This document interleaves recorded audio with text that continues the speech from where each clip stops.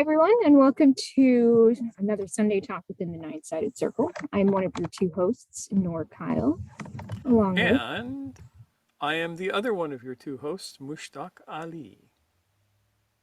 Yes, so thank you for joining us. We had a hiatus last week, but here we are back again, causing trouble, and we're excited about that. And Had, boy, do we have some trouble for you tonight. we actually kind of do, don't we, Mushtak? Do we Yeah, have we to do. do a spiel before We that? should. We probably should. Let me do this spiel very quickly to get it out of the way so we can dive into this. So, if you're watching us on YouTube, welcome. Uh, if this is your first time, welcome twice. If you would be so kind as to like this video, we would be ever so appreciative. Even if you only watch the first 5 minutes, like it anyway. What the heck? Won't hurt you, does wonders for us. There you go. And we would love you to subscribe to this video. Yes, So if you please. look down on the right of your screen as you watch this, you will see the subscription button. And it's just a click away from being subscribed to us, which actually will get you amusing prizes when you open the box. Um, excuse me. Um, and that little bell, if you click it, you will be notified when we put up videos, which is usually a couple times a week. So, with no further commercial interruptions, let us dive right into whatever the heck we're doing. What are we doing tonight, Nora? Going to be talking about something I've been hoping we were going to talk about for a while. We're finally getting around to it, so it'll be interesting to unpack the dark side of the heart. Yes, spooky. Spooky. Spooky graphic. You're very Yeah. spooky graphic today. So, what do you want to say about the dark side of the heart? I want to say about the dark side of the heart. I'd say it's kind of something we've been noticing that is common in a lot of like spiritual communities right now, a lot of mental health communities, like social networky communities where conversations about these things are going on. And when we think of the dark side of the heart, we're thinking about how there's a lot of emphasis put on, experiencing the world and reacting to the world from what we would think of as the heart center here. Yeah. Yeah, and there are problems with that. If you rely entirely on the heart center, it is very, very easy to be led astray. It's very easy to be manipulated. It's very easy to be swayed by different opinions because it's only appealing to your emotions. And since the 60s, I mean, I can remember when the hot gurus of the 60s, and when I say hot, I don't mean good looking, I mean like they were very popular. Um, we're all, be in your heart, be in your heart, forget about your mind. You don't need your mind, just be in your heart. And that led to a lot of interesting situations. That led to the Moonies. That led to Jonestown. That led to people drinking poison so that they could go up with the spaceship because they gave up 2/3 of their faculties. And we are here to say to you, definitely be in your heart, but use your mind and your instincts equally. Your mind guards your heart if if everything is set up right. And yes, Western culture swung way far towards the mind and away from the heart. We did a bad thing. We've overcorrected. And that overcorrection has been a detriment to spiritual and social inquiry everywhere. We have a comment from Mr. Keem who asks, is this heart the same as the heart that Sufis say to polish the heart about? Yeah, absolutely, yes. If the heart, uh, and this is the, what do you use for abrasive to polish the heart? Here's a question for you, Sufi question. What is the abrasive that polishes the heart?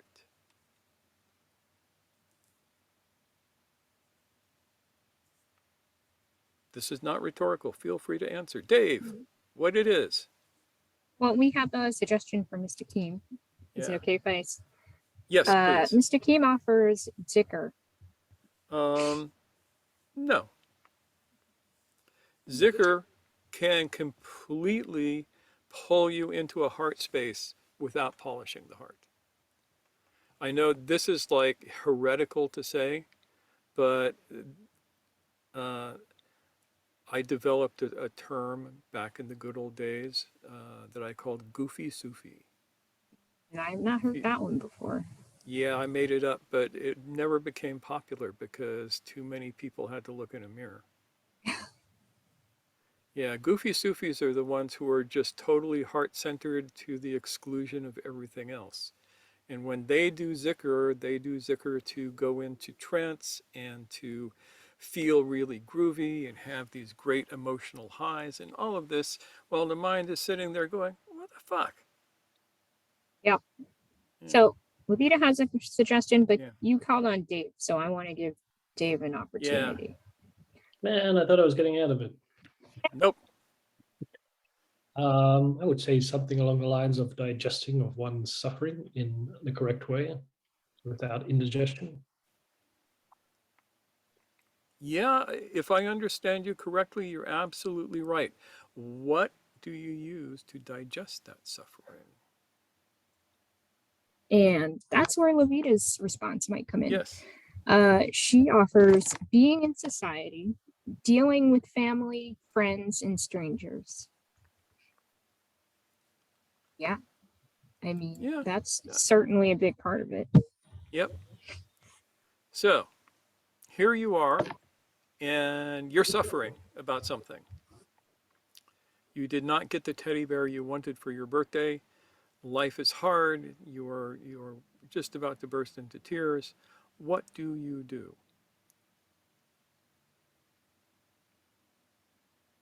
Now, the goofy Sufis and the gurus will say, go into your heart. But that's where the suffering is. The suffering is in your feelings, in your emotions, in the heart center. What do you draw from to begin to polish that suffering away from the heart? Don't everybody answer at once. What tools do you have? Sound reason. Say again, you kind of... Sound reason thinking. Thinking with sound reason. Ah, yes. And Nancy says your gut and your mind. Zainab says using your mind. All three are the correct answer. We say it starts with self-observation. If I am agonizing over not getting what I wanted for my birthday,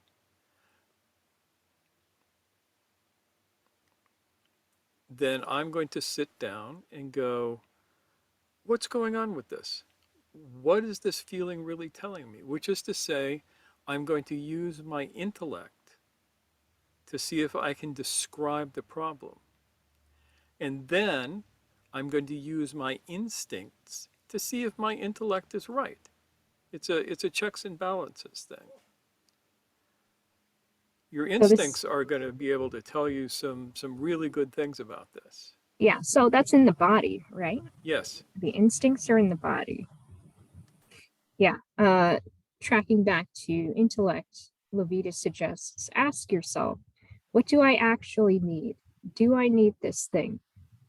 Yeah, and that begins to get into the self-observation. Yeah.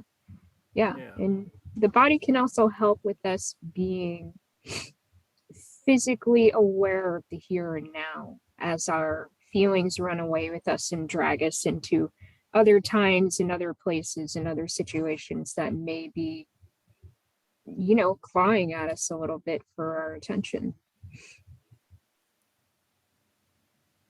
So you mentioned instincts, which time? Yes. Yeah, instinct is incredibly important. And now, admittedly, a lot of people have really stupid instincts. The reason that they have stupid instincts is that they never trained them.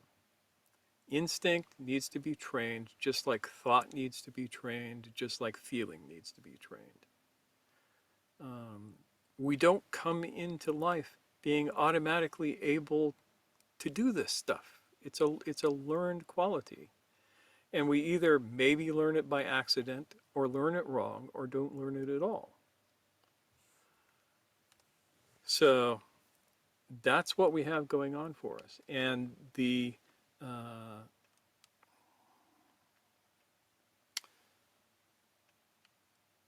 what happens when you don't do that is pretty bad. Now, Gurdjieff talks about the wrong crystallization of being. We talk about you have to build a soul. I consider this metaphor. But you have to build a soul, and that requires certain things. And it requires you pulling in energies, and you start to crystallize this soul. And in order to do that, your three centers have to be in balance. If they're not in balance, if, say, for instance, your emotional center is the only one that's active, and you try and crystallize a higher being body out of that, there will come a point where you have to go back and destroy that and start over again. And it is extraordinarily painful. Como se dice, ouch? Like, not good. And this is one of the things I have seen a lot in my life of people getting into one thing or another, and then having to go back and redo things, or never being able to go back and redo things because it's always harder the second time. Does that make it all sense, or am I rambling at you guys? Is this word salad? Oh no. I mean, it's Word kind of salad. it's a little bit word salady. It's hard to talk about without Yeah, dipping into word salad. It's true. Yeah. yeah, or at least technical terminology. Technical terminology is necessary, but you have to view it as something that is slightly dangerous. So, what do you think, guys? Is this making sense? What are your thoughts so far? I'm wondering whether overdoing any of the centers is partly or sometimes the result of the desire to be extraordinary. Say more about that. That's an interesting thought. That you don't want to just be a mere human being like all the other human beings. And so you try amplifying one aspect of yourself because they're getting it wrong. That could be. That sounds like someone who's fixated at point one on the Enneagram would do.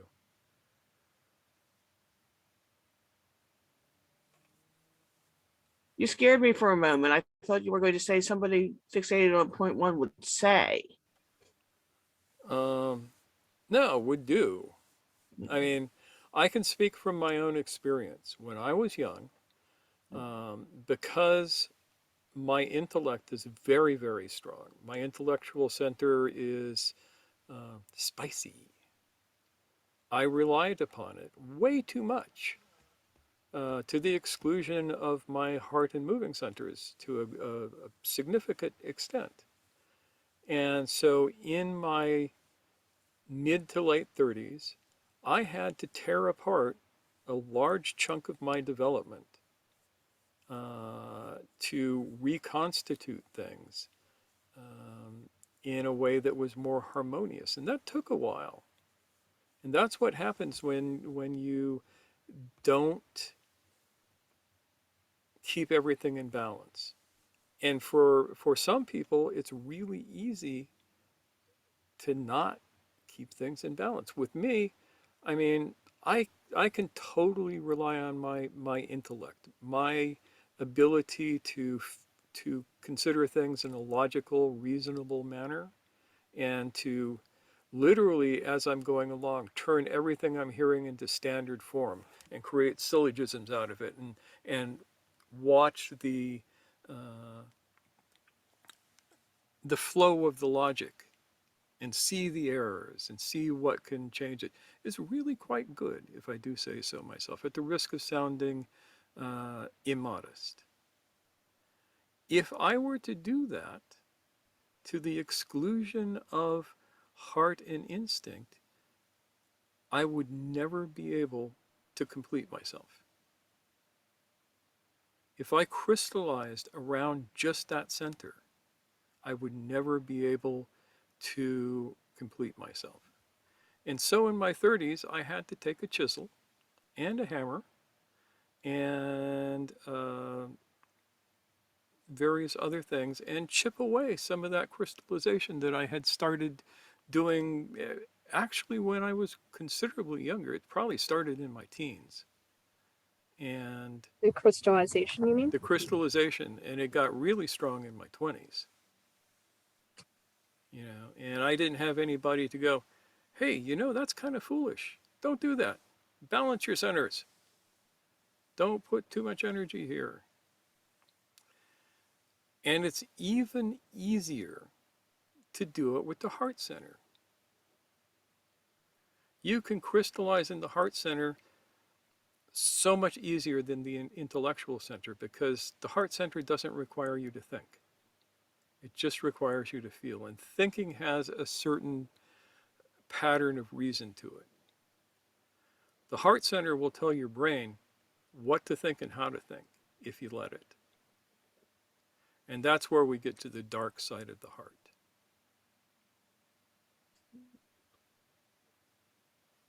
One more thing, it occurs to me that it's really hard when you have reason to think that your standards have gone wrong, because then what do you do? Yeah, people don't want to go there.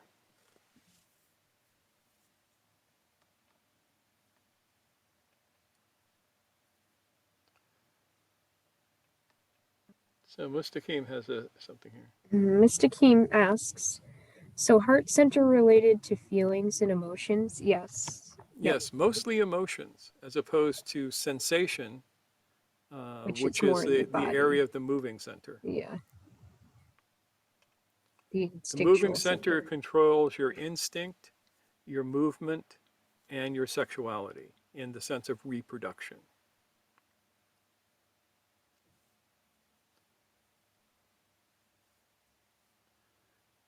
So, Okay. yes, Jonathan, Jonathan. yeah. He went away. Come back, Jonathan. There he is. So I can see how overdevelopment of the intellectual center can bring many things to someone. Control of people around them, control of the world around them. It's clearly, there's many benefits to it, but I don't see where the benefits are from overdevelopment of the heart center. Well, it becomes a question of development for whom? Oneself, I'm talking selfishly. Yeah, and the thing is, none of them have any real benefit.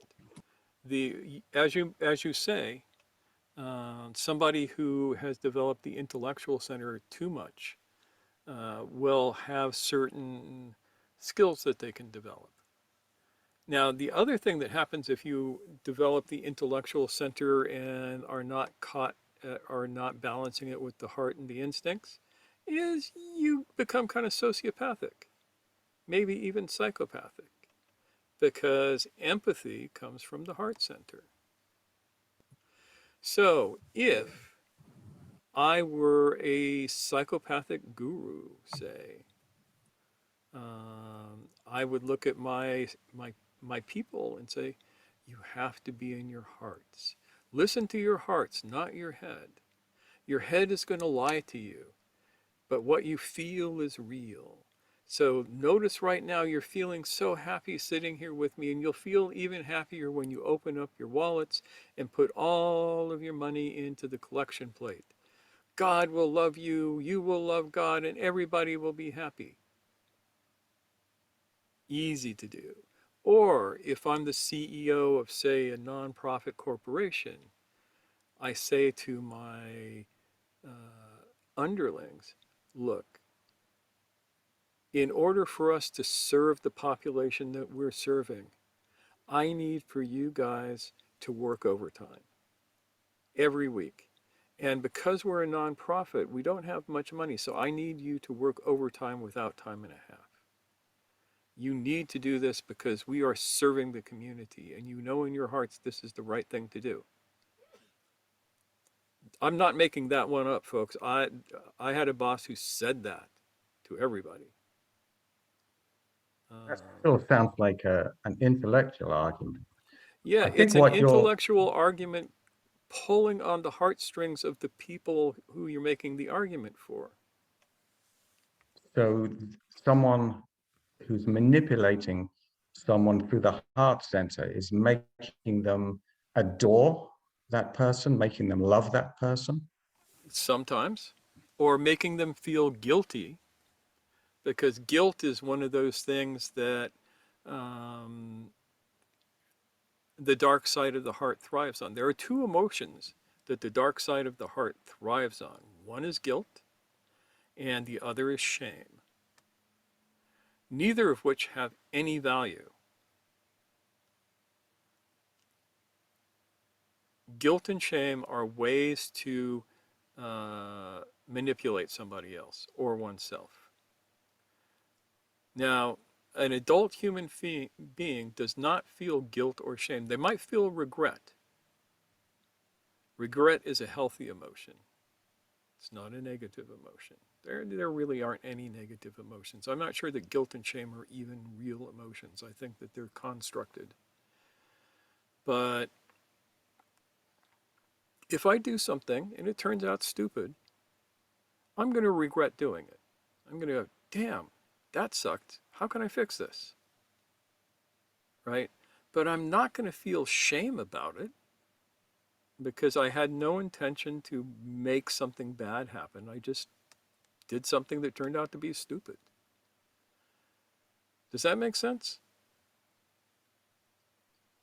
Are you saying that someone who has a, too much development of the heart center has an awareness of other people's feelings and so can control people based on that? Maybe, sometimes, not always. Think, think about not what somebody who is overdeveloped in the heart can do to other people, but think about what they do to themselves.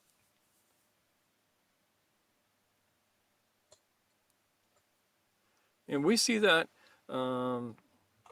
in certain areas of, this is going to get me in such trouble, in certain areas of feminist thought and the social justice movement, there is, and this is, a small minority, this is not the whole thing, a small radical minority that says logic and reason are tools of the patriarchy and must be stamped out because they are used to enslave the populace. So what do you got if you don't have logic and reason to think with? You got your feelings. And unchecked feelings can go anywhere.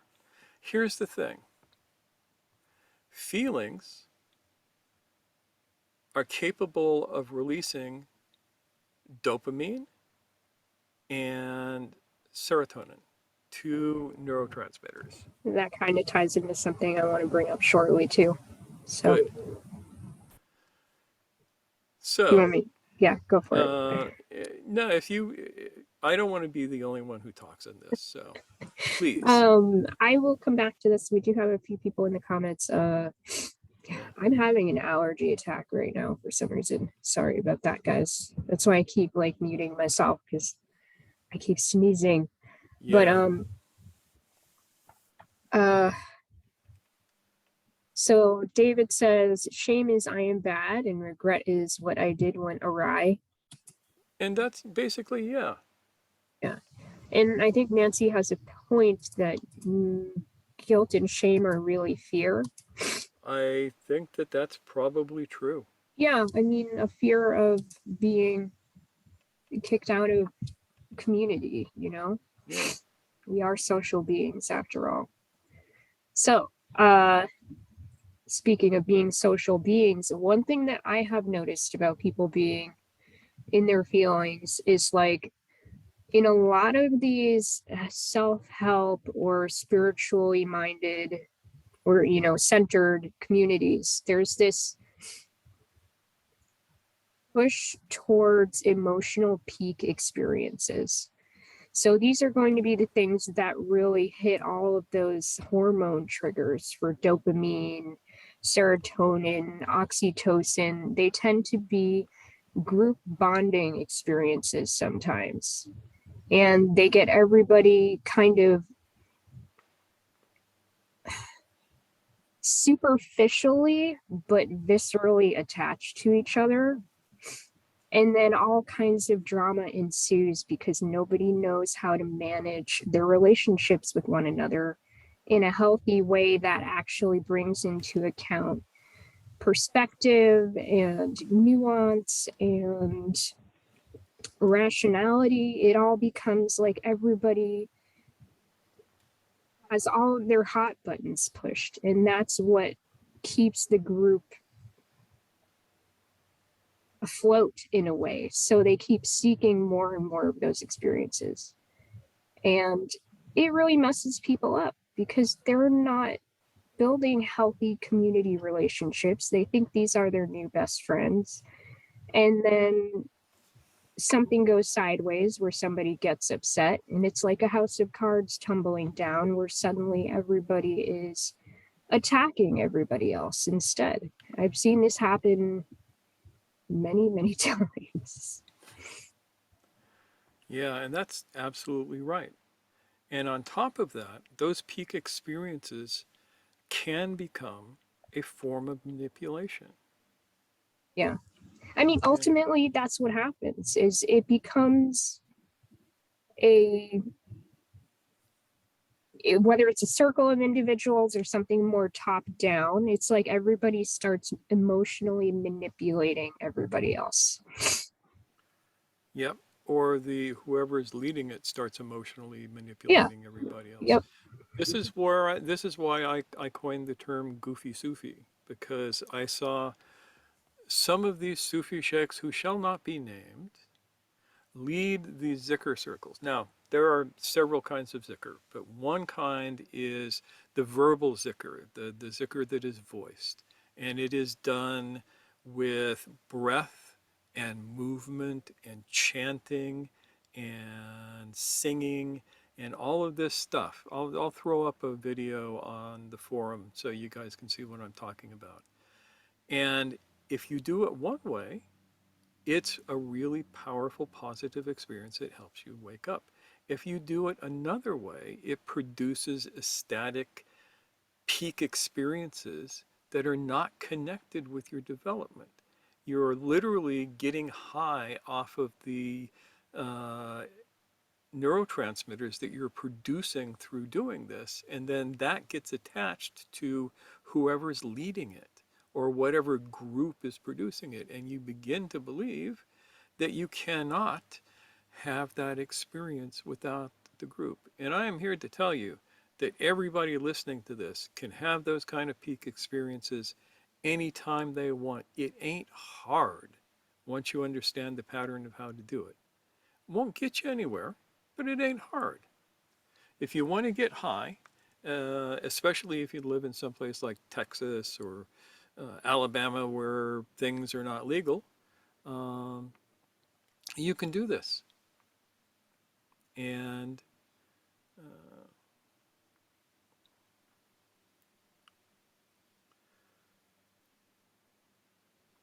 it's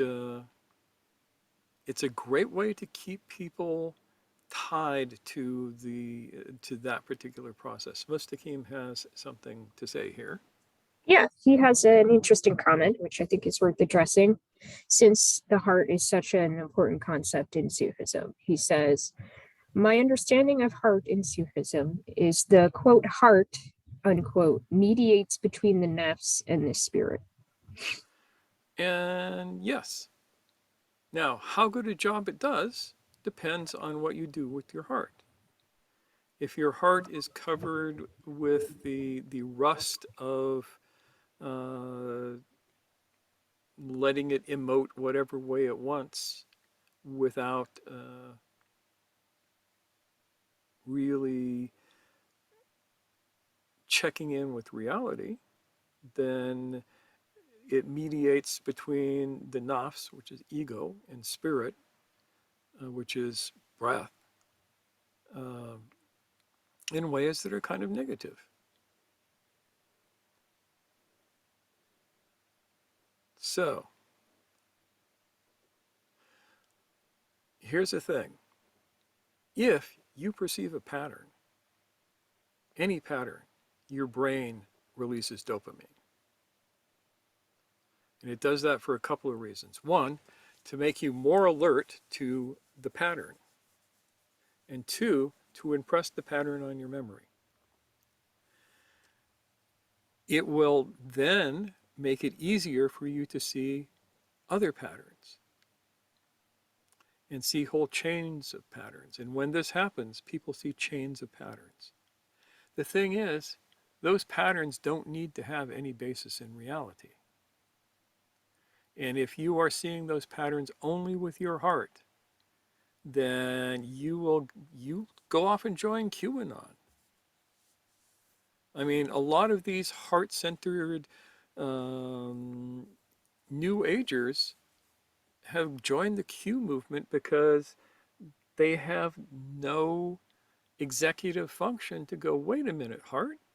Yes, there's a pattern there, but the pattern does not relate to reality as we know it.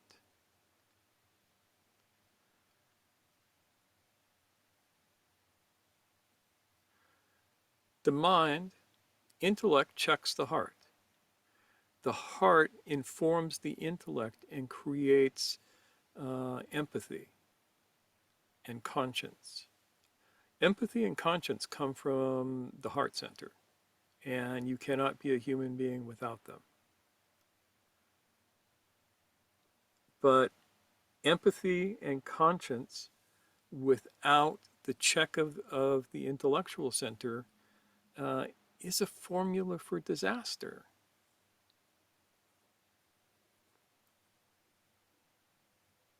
Does that make sense? What do you think, guys? Shuri, I've seen you nodding your head a few times. What's coming up for you? Apart from succumbing to being encatted here. I love watching you be encatted. Yes. Oh, they make their requests very well known. But I'm thinking about when people are just going off with their heart center all the time, it's almost like they're checked out because they haven't put any parameters around their decisions about what they're doing. And I have been involved in yoga groups where it has been emotionally escalating every day that you're in a long retreat and everybody's getting initiated and getting a new name, and this is all fantastic, and we're so wonderful, and you're so beautiful, and you're so good at this, you should get this new name and everything.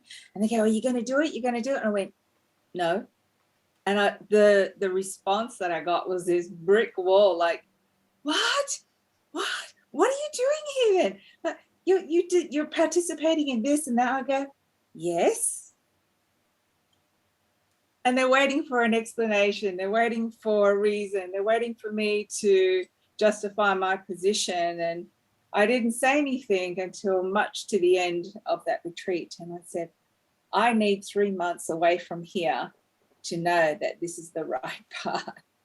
I have enjoyed all of it, but I'm thinking about daily life, the peace that comes with daily life, the to and fro. It's not really super high and not super low. So when people actually say to me, oh, have the best day ever, I'm going, it's not going to be the best day, but it's not the worst. I'm actually really happy right in the middle, thanks. You know, just enough of the two highs and the two lows. Yeah. I like the middle round. You know, I like Did a little any- bit of up and down, but not super. Yeah. Did any of those yoga people say to you, just listen to your heart, it'll tell you what's true? Oh, yeah. And some of them sold it to other people who were participating to do that. And I watched those people crash afterwards because you don't have that support. You don't have that whole retreat energy going around every day. And it's really quite horrifying and very sad. And you see how utterly fragile this person is without this whole network that they've established, that you need to plug into that. And, you know, and I see that with my family, Chinese mother guilt. Wow, that's awesome. Yeah. Yeah. I mean, this, And I've only started to wake up to it. Oh, that's great, Mum. That's great. But I don't think so. You know, and she goes, really? So you really don't want that extra chicken? You really don't want to take this extra fried rice? And I've made you 8 batches of cookies. And I'm going, great. But it's just like, wow. Yeah, the whole, can you do this for me? Because I've done all of this for you. yeah. Oh, that's a biggie. Oh You my know, gosh. and you think, oh, no. Oh, I mean- dear. Oh, dear.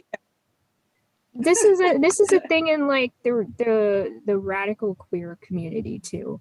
I've done so much for you. I mean, why can't you just do this for me? You know, there's this pressure to Yeah. be collaborative or, you know, to be invested, but it comes from a place of manipulating people's emotions. It's instead of from something more grounded in, you know, a true relational, you know, exchange. And But it's the same at it's bullying at school too. When you look at, but when I look it's- back with the yeah. bullying,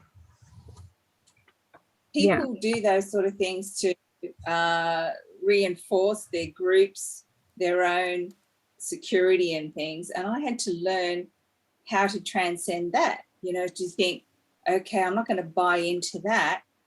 And the same with relationships now, certain things happen that really disappoint me, especially with working with my partner. You know, there are things that he has done recently that really upset me.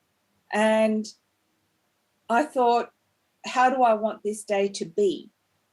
Do I buy into that and sit in the emotional center and be shitty and wounded and thinking of all the worst kinds of things he is?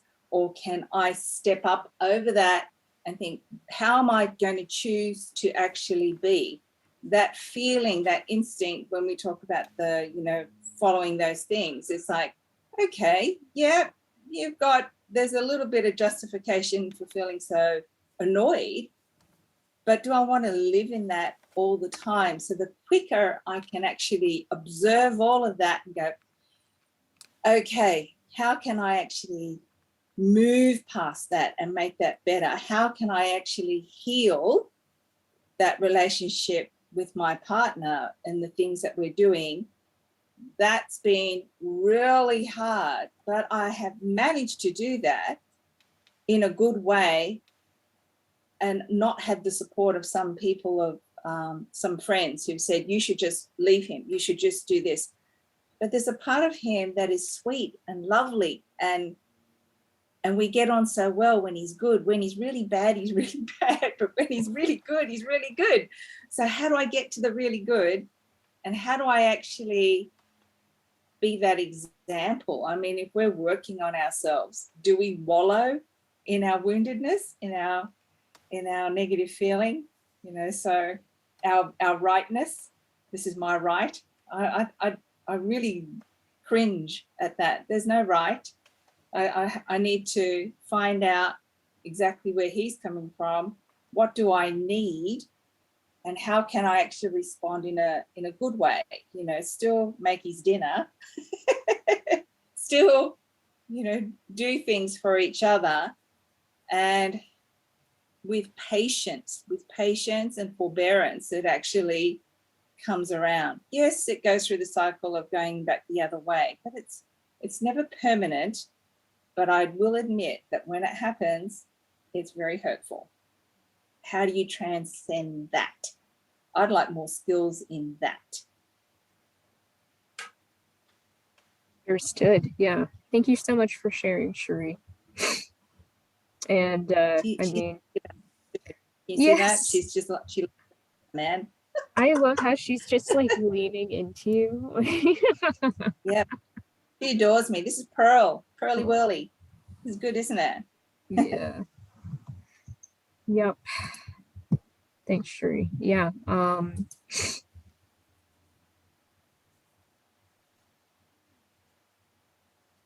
What's coming up for you, Mushtak? I'm trying to refocus myself right now.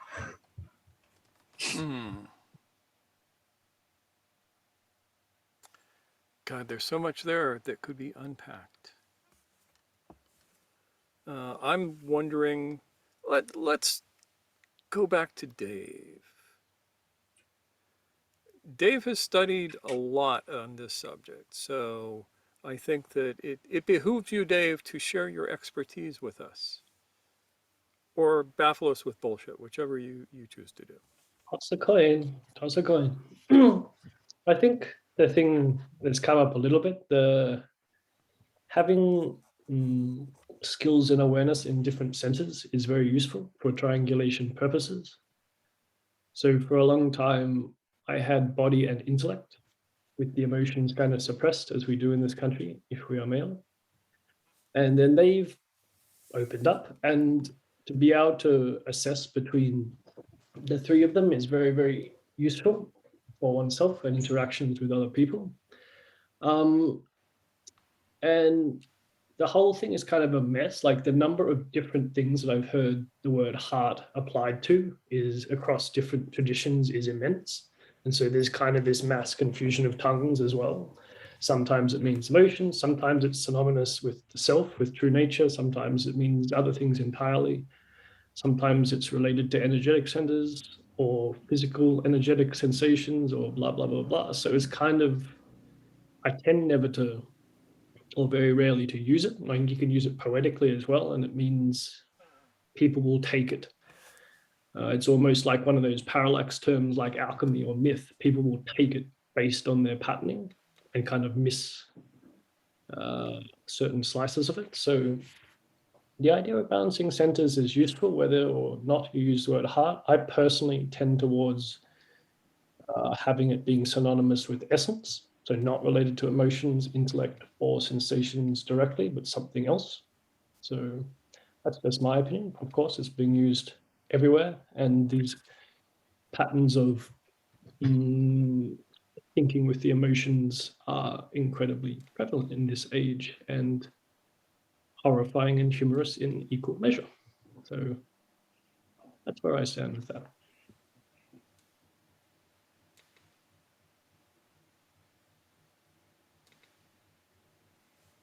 Yeah, that's an interesting point, Dave. And I'm glad you mentioned that this is a pretty fraught word, the word heart. I mean, we're seeing that Mustaqim has some experience with it within the traditional Sufi context, which, you know, we are also familiar with. Plus, we're bringing in the fourth way stance on that, calling it the heart center and talking about emotionality and things like that. And yeah, I'm with you. I tend not to use it myself unless I mean it in a specific context, but people are going to take it and do whatever they want with it, even if we don't have our own meaning when we say it. And that can be frustrating for sure.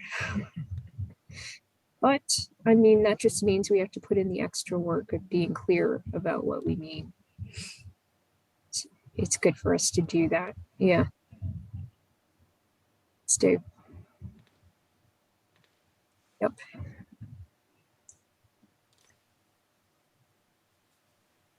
I'm thinking, Yeah, you know, Nancy. you're saying empathy comes from the heart, but what I see from a lot of these heart-centered people is they're amazingly cruel. Yes. Is there, I don't know, an upper heart and a lower heart, or what? Well, according to Gurdjieff, yes, but just because empathy comes from the heart center, Mhm, it doesn't mean that you're going to develop it. mhm. Say more So, about that. Yeah. yeah, empathy is a quality that is developed over time from childhood on, ideally. Um, and it doesn't have to happen. I mean, you look around and you see lots and lots and lots of people with little to no empathy, and lots of people with little to no conscience. And that's because their heart center, while it may be the only one that's really active, has never developed.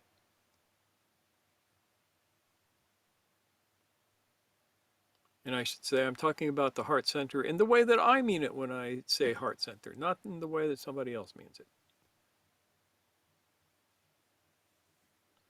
Which is to say, another way of looking at this is the moving center is the lizard brain, right?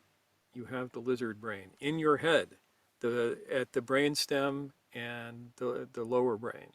You have the animal brain, and you have the primate brain, or the human brain, however you want to think of it. Now, the lizard brain is pure instinct. The animal brain is where you find emotions, more or less. And the human brain, which is uh, the cortex, is where you find thought. This is a gross generalization, but that's one way of looking at it. And another way of looking at it is the enteric nervous system, the belly brain. You have as many neurons in your belly as you do inside your head, basically. And it acts as a brain, communicating with your head brain through the vagus nerve. And it has a lot of voting power. And then you have around your pericardium and that area another sort of brain. Uh, so you can look at that. There are these various physical um, connections that you can find. None of them are exactly true, but it gives you a sense. So when I say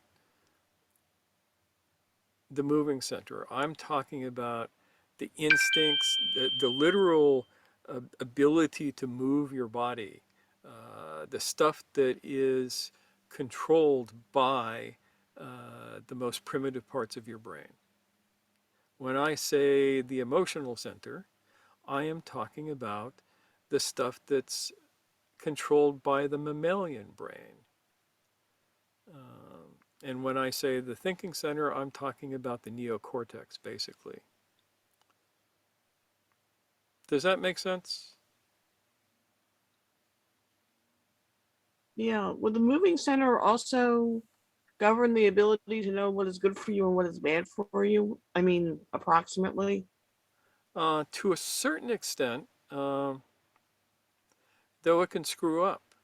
Yeah. I mean, the moving center, you will see reactions that come directly from the moving center. One of the easiest ones to see is accidentally touching a really hot object. Your hand moves away from that faster than your mind can think. There is not the little moment between perceiving the sensation and acting upon it. It just happens. It's the same with disgust. If you smell something that is putrid, the reaction is not mediated by your emotional center. You immediately recoil from it because your instinctual center knows that that smell is going to kill you. This screws up with things like polypropylene glycol, which has killed any number of cats because it's sweet and cats like to lick it up and it's toxic to them. So when your car drips radiator fluid and a cat goes underneath it and sniffs it and goes and then starts licking on it, it usually dies or gets really sick because uh, its instincts are reading one thing when it's actually another. Does that make sense? Yeah. Yeah. I mean, um,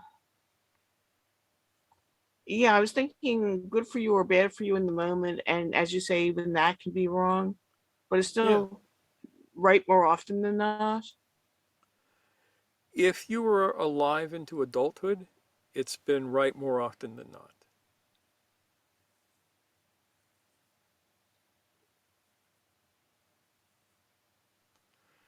And if that's damaged, you tend to die. Remember when I was talking about fear a couple of weeks ago, and we Mhm. talked about the monkeys who had their amygdalas removed?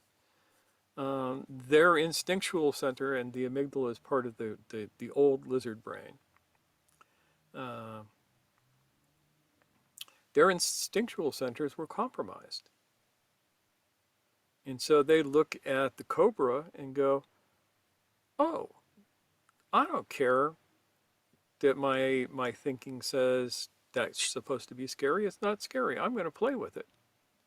Oops. They see a leopard and they go, I'm going to kick that leopard's ass because their instinctive center is not working correctly. The same thing happens with the heart center and the head center. They can all be compromised in different ways. Back in the 40s and 50s, there was a popular psychiatric procedure called a lobotomy, which is basically disconnecting a portion of the prefrontal lobes, destroying the higher thinking functions. This was thought to be somehow beneficial. Um, yeah, and it just goes back to the nightmares that psychiatry came from.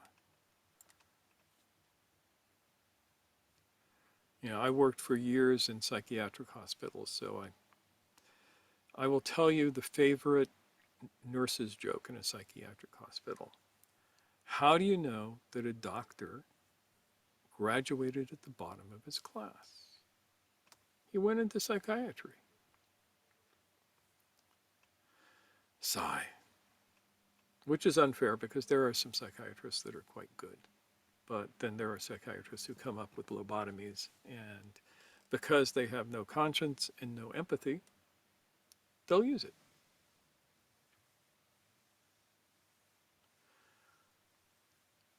So,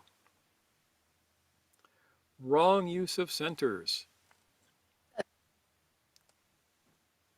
Mushtaq, Yeah, Sherry. Yes. I have psychiatrist who sends me or refers people to me to get them out of depression, they need to move.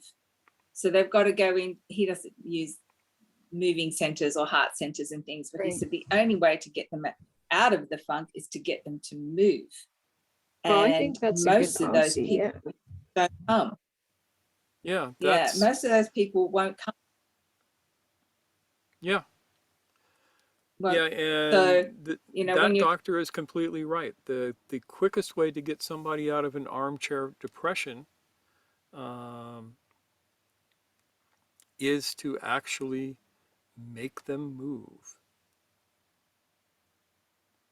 It works wonders. When someone is solidified in a certain type of thinking, then getting to the moving part is such a big step, and some of them never make it. How do we, as our own selves working on us, get out of that inertia?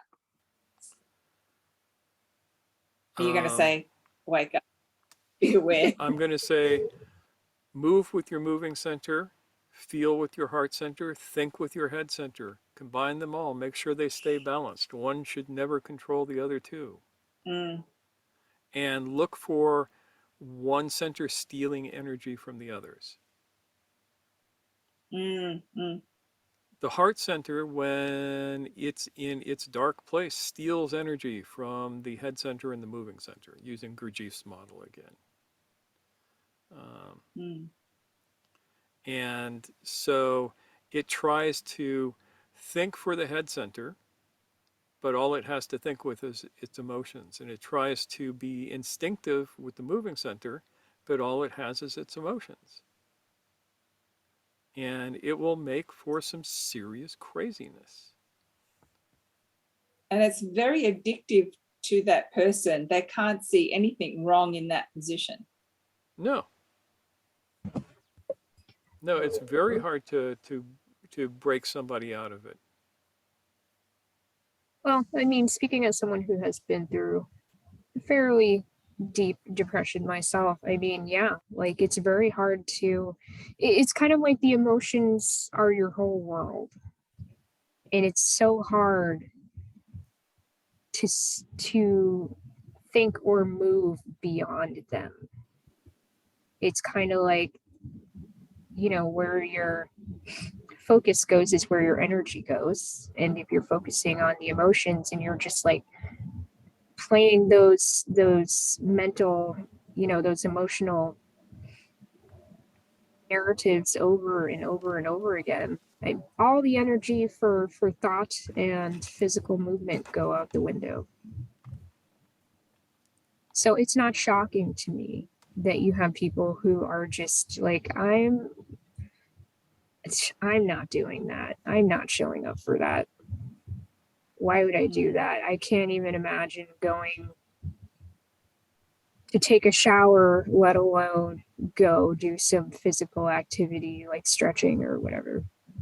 Yeah. Yeah. And yet, science has proven over and over again that physical activity is about as effective, at least as effective, as any of the psychiatric drugs. Oh yeah. I mean, you learn that only by doing it though. Yeah. Because before that you just don't believe it. You think it's bullshit. You kind of have to just like fake it till you make it, essentially. And if you're not willing to do that, it's not going to happen.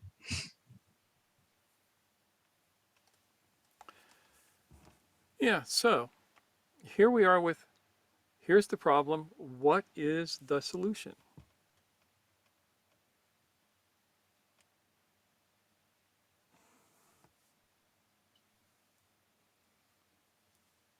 That wasn't a rhetorical question, as I like to say.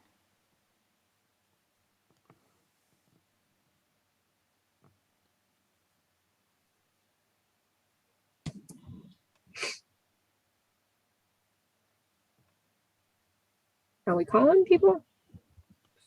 Shall I share thoughts? I'm gonna give you some ideas, and Yeah. then we can kick it around for Let's the do that. last few minutes. Yeah. You need a movement practice. You need something to activate the moving center.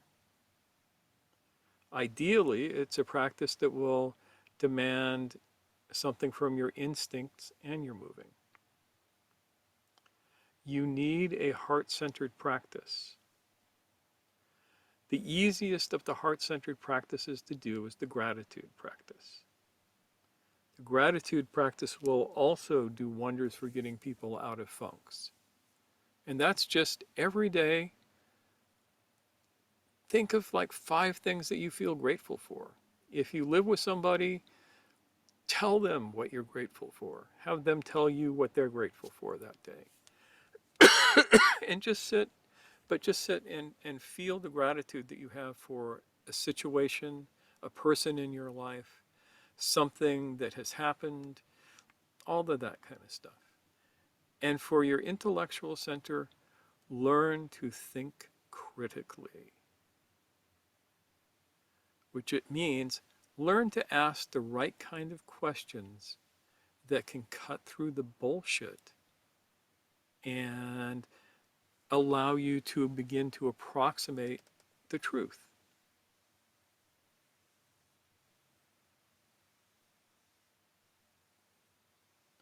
And that means just learn the basics of logic. Learn what logical fallacies are. Learn how reason is structured. You will not be able to use that when you are deeply emotional.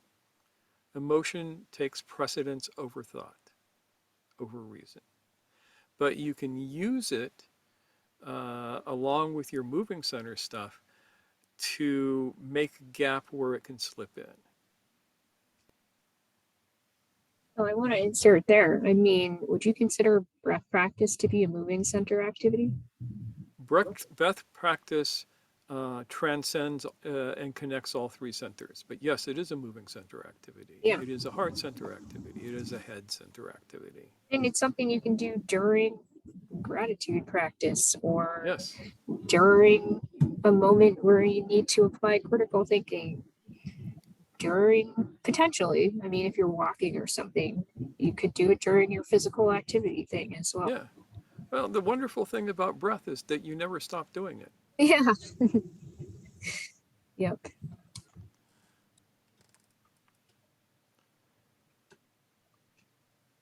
So those are the basics for how to deal with the dark side of the heart, which is don't feed it the energy from the other 2 centers. And Nancy asks, what Yeah. makes people realize that they want to not be off center? What made you realize that, Nancy? Things hurt too much, which I guess Okay. is moving center. That is either moving or emotional center, depending on the pain, or maybe Yeah, both. Yeah. Mm-hmm. Yeah, but people tend to seek change in the face of discomfort.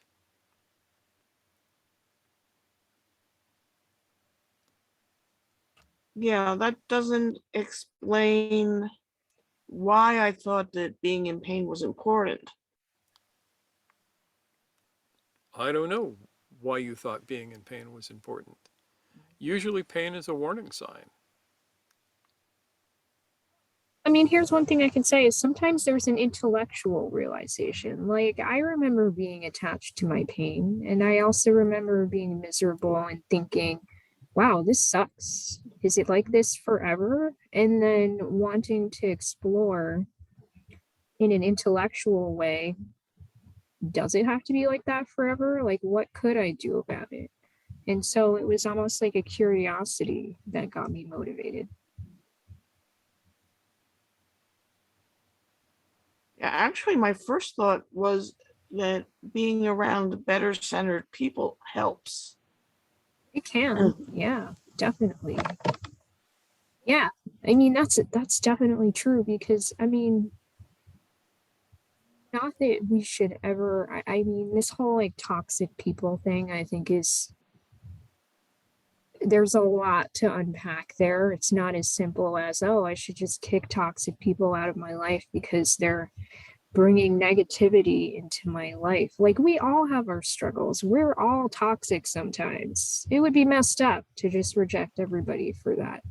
But there's something to be said about, in addition, connecting with people who inspire us to, as you say, be more on center, if we want to use the way you termed it. And there's room for both, for staying connected with the people who have been part of our lives for a long time, but we're kind of stuck where they're at. And also seeing, feeding that curiosity I mentioned, and seeking relationships with people who are inspiring to us, perhaps, and who are encouraging as well.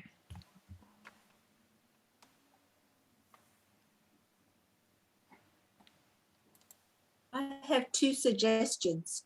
Yeah. That have come to mind. One of them was the person that you have a disagreement with, being able to hug them without that resentment.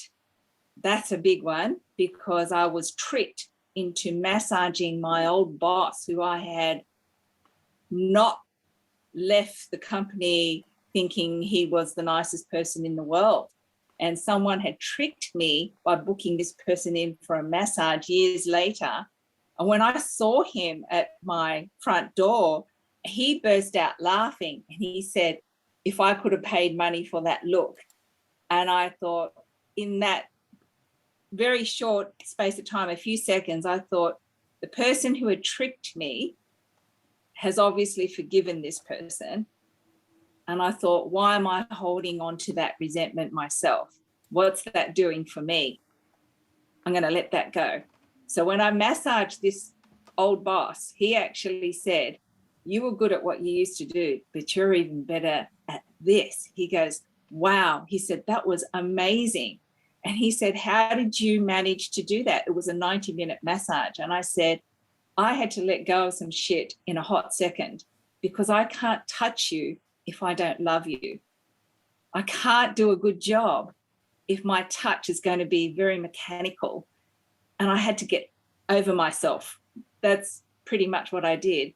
And I find that when I'm having a hard time with someone, if I can't hug them, I've got to work on myself to get rid of that crap. But I just was reminded of something today with breath through my massage association. And it was about your diaphragm. If you can recognize the quality of your breath right now as it is, and then sink your fingers just underneath your ribs, pin your diaphragm down and start deep breathing, and then slowly bring your shoulders and your head back up and sit upright, and then let your diaphragm go. And then just notice how much more free that feels. So when we're talking about the breath, you want to feel the quality of your breath in that moment where you're working through something. So when you're uptight about something, you literally are uptight about your breath. And when you can actually let it go, and you can feel the restrictions around your diaphragm, but you've got to just use the flats of your hands and sink in and up, and you feel that, and you can bend over and just stay there. And then slowly, as you take lots of deep breaths, come back upright and then let it go. It feels amazing. It's an oldie but a goodie. And your hip flexors, your psoas, is actually connected to that as well. So being able to sink into your abdomen and move your intestines out of the way and sink into your deep muscles there, you can feel your own resentment. Maybe you need to do a video for that for us.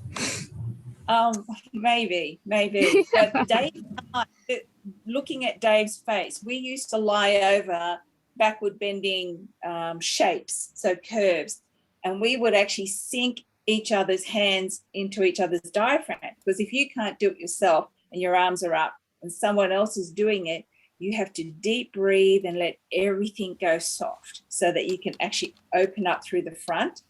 So you need a trusted friend to do it if you want to do it, but you can do it yourself, just sitting in the chair right now. Right now, sink in, pin it, and then slowly sit back up, let go. So it's a very simple thing, nothing fancy, but it's worthwhile to have a look at the particular thought that you're hanging on to, the particular sense of, but this is my right, or this is not fair, this is the way it is, and I've been really wounded. You take that wounded thought and see if you can process it through with your breath. That's the two ideas. Thanks, Sheree. Yeah, those are good physical components to this. Yeah.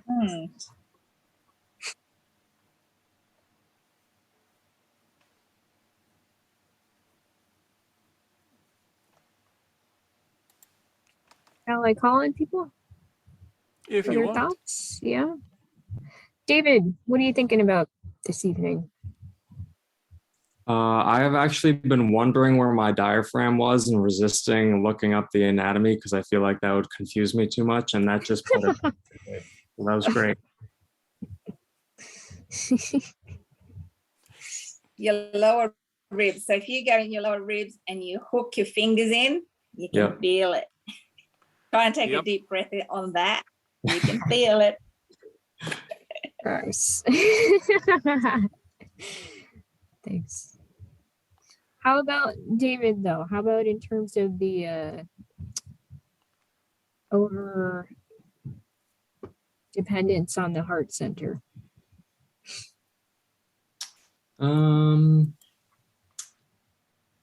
I don't see a lot of it actually. I guess I'm not following the right group or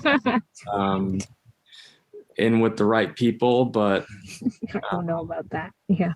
so this is, I guess the yoga example resonated with me most because I associate yoga with like the overflow. Yeah. Yeah. At least the way it's practiced around me. So I think I'm getting a better understanding of the dark side of the heart just through this talk, but I don't have a lot of things to draw upon, I guess. That's good. I mean, I'm glad that this is not particularly impactful in your social circles and all that stuff. You see a lot of it on Instagram. That's one place I see a lot of it. But thanks, David. Zainab, how about you? I had a question in regards to the 5 Tibetan for myself, that what does it actually really do? And this talk actually was quite helpful because awesome.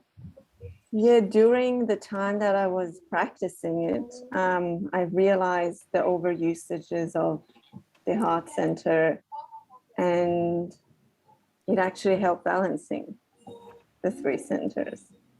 So Yes, yeah. it will do that. Strangely enough. That's excellent. I'm so glad to hear that. Yeah. So you got your question answered. Yeah. Did you have any other thoughts you might like to share? Not at the moment. Levita, how about you? Have you encountered this at all? Yes and no, and I've got to think on it some more. Yeah, I mean, you all may find that you recognize this more now that it's been pointed out. Sometimes that can be a revelation as well to the weird dynamics that happen all around us. I mean, even on the internet, this isn't just in person. I think this is part of why we have such a, I mean, I can speak for America right now. This is part of why people are so divided and why things are so acrimonious right now. Because people are leaning into their feelings in order to give direction to their actions. And as we've mentioned, you know, that's not entirely wrong in and of itself, but if you're not checking in with your intellect and with your instincts, that's where it becomes a problem. Yeah. Anybody else have anything they want to add? Mr. Keem or Jonathan? Nope. All right. Wishtalk, how about you? No, I think that we have said enough and gotten ourselves into enough trouble. And now we duck and huddle to protect ourselves from the slings and arrows of outrageous fortune. I guess. I mean, I feel like this is something that increasingly, as I say, I mentioned earlier, like, wow, does it have to be like this? I think a lot of people are encountering that for themselves. They wouldn't necessarily verbalize it the way that we are. And they're trying to find their solutions to it. So I'm glad that we're contributing to that conversation that is kind of in its seed form right now. And thank you to all of you for contributing. Yeah. So I'm going to switch over to Brady Bunch mode. And we can say goodbye to everybody. Thank you. We lost Dave earlier because he had to pick up his Yeah. kiddo, but it's nice to have him here and it's great Yep. to see all of you. And we will see you next week at the usual time. Yep.